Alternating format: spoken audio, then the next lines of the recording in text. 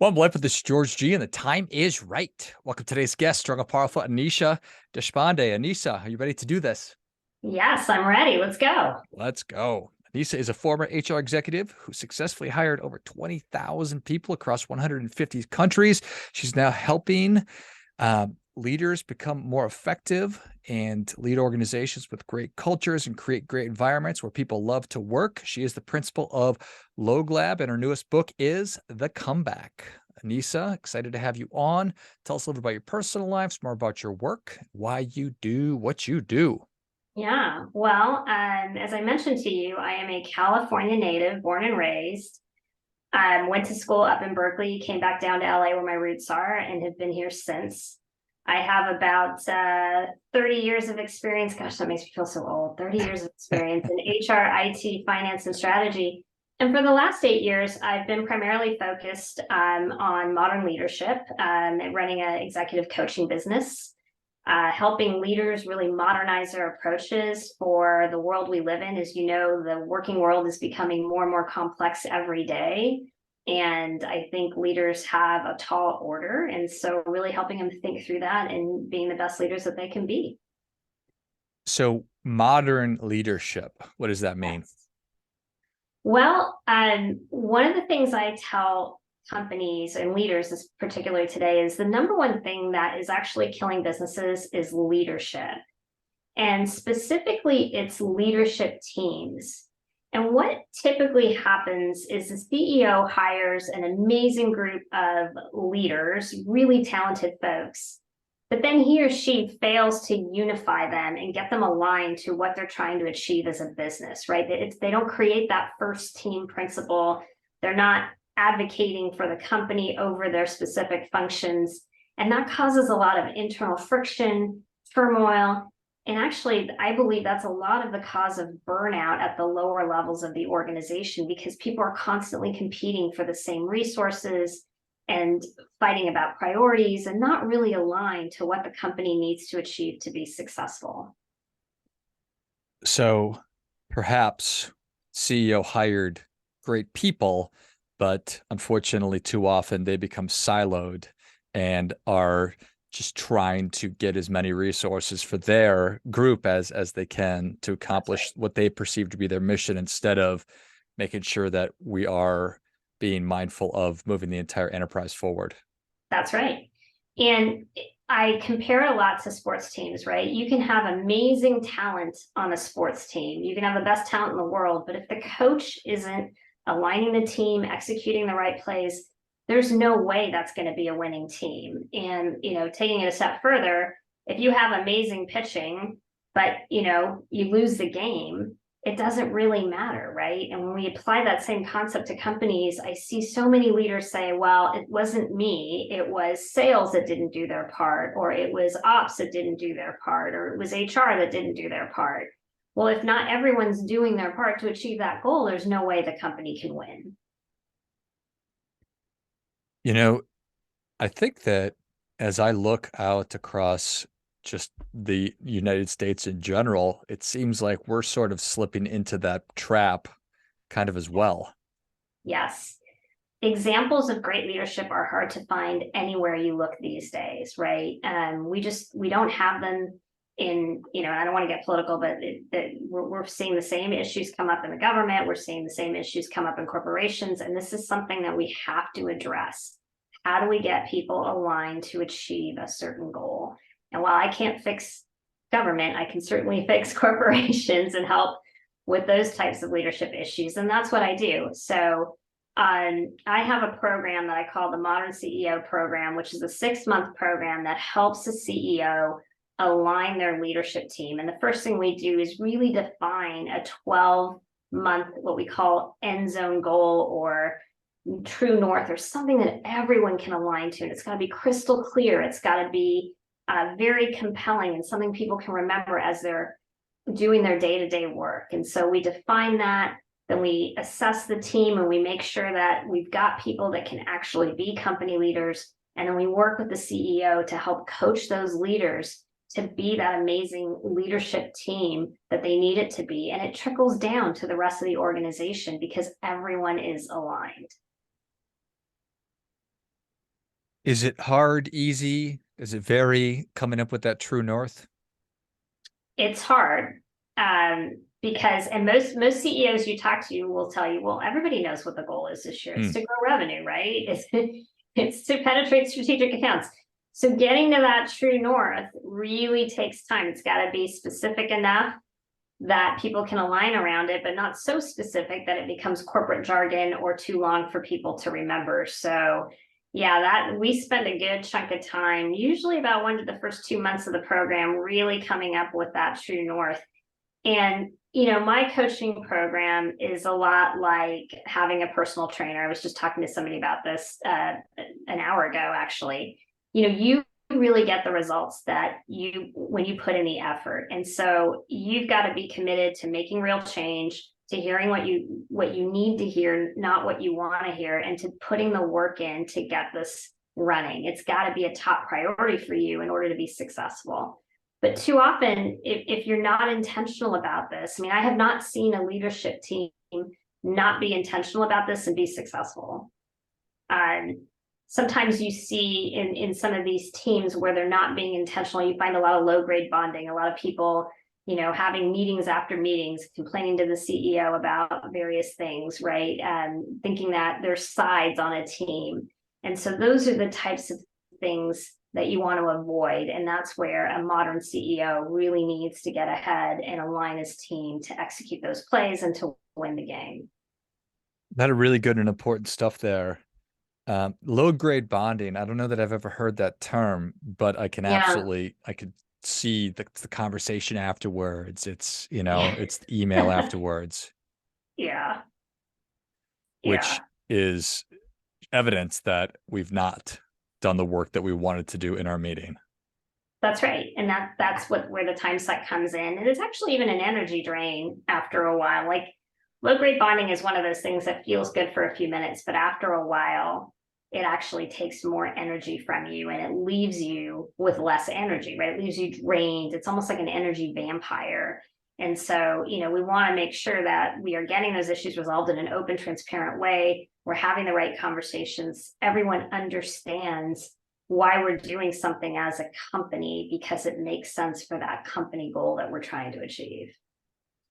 I imagine that this is something that we have so many blind spots and we follow predictable patterns of behavior and we do things the way we've always done them. So very beneficial to have somebody come in with a fresh set of eyes and know none of those things.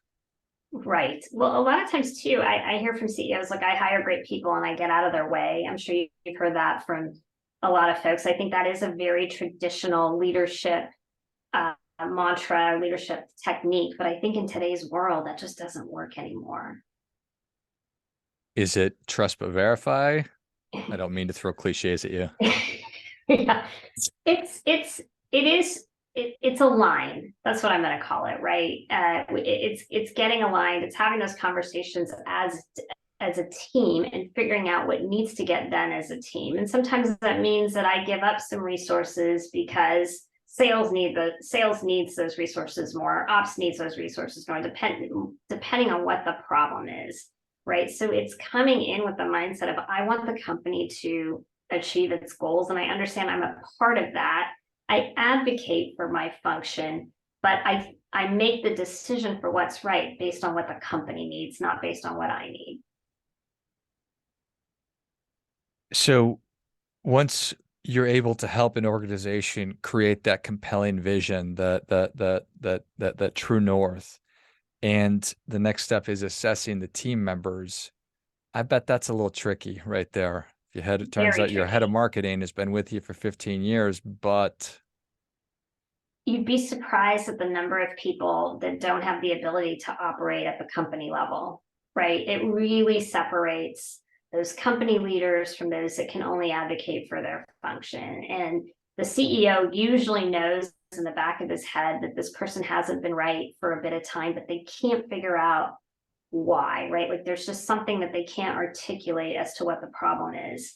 And so the next exercise that we go through to assess the team, we give team members very specific feedback for what they need to do. the CEO coaches them. This is up to him to coach them and have those direct and clear messages. I mean, I help the CEO craft them, but he goes in and has the conversation, and then we see what they can do. We give them clear progress measures. We see if they're able to make that transition from a functional leader to a company leader. And sometimes, it takes a little bit of coaching and they get there. And sometimes, they're best off as being a number two in a function, not being the functional leader at representing the function at the leadership table. So did you say functional leader to company leader, or did I cross those up? Nope, you got it right. So, one of the things we ask the CEO to do is to evaluate whether someone is operating purely as a functional leader or as a company leader representing that function. Got it. That's a really important distinction. It is. And you'd be surprised at how often we have to do some real coaching in that area to get people to where they need to be. Or get rid of them. Yes, or get rid of them. Hopefully we can coach them. We always want to help. Yeah. Do you find that most people are? It varies, I'm sure. It's 50-50. Yeah. I mean, it's like anything else. Sometimes it varies because it depends on how the person landed in the role and how they've been showing up. And sometimes, and how long the company has enabled behavior that isn't consistent with where you're trying to go. So, okay. CEO's ability to coach the team. What he or she says, I'm not a coach. I'm the CEO. Yeah, a CEO is a coach, right? That is their number one role, and I actually don't get that as often as I get. Well, I've been coaching them, and I'm not. It's not working. And then sometimes we need to bring in, like, I'll need to coach the person directly, or we'll need to bring in somebody else to coach them through it, because sometimes that outside perspective is what's needed. Yeah. And I guess it's not obvious to me that, or perhaps I always tell me that I'm wrong, Anissa. Is it, I mean, having a conversation and feeling like you have rapport with somebody and you're getting through is not necessarily the same as actually coaching and having a system or a process.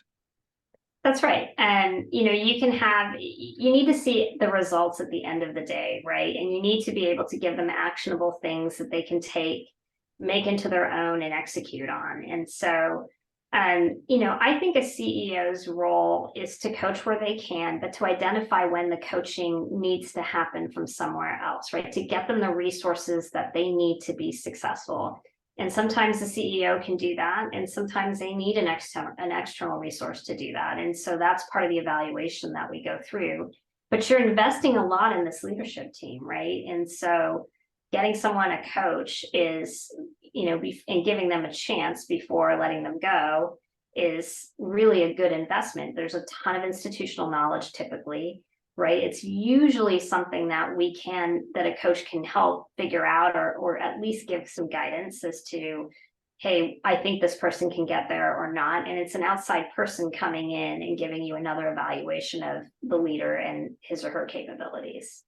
I appreciate that. How often do you encourage organizations at the end of your 6-month process or program within an organization? How often do you say this is when you need to revisit what that true north is?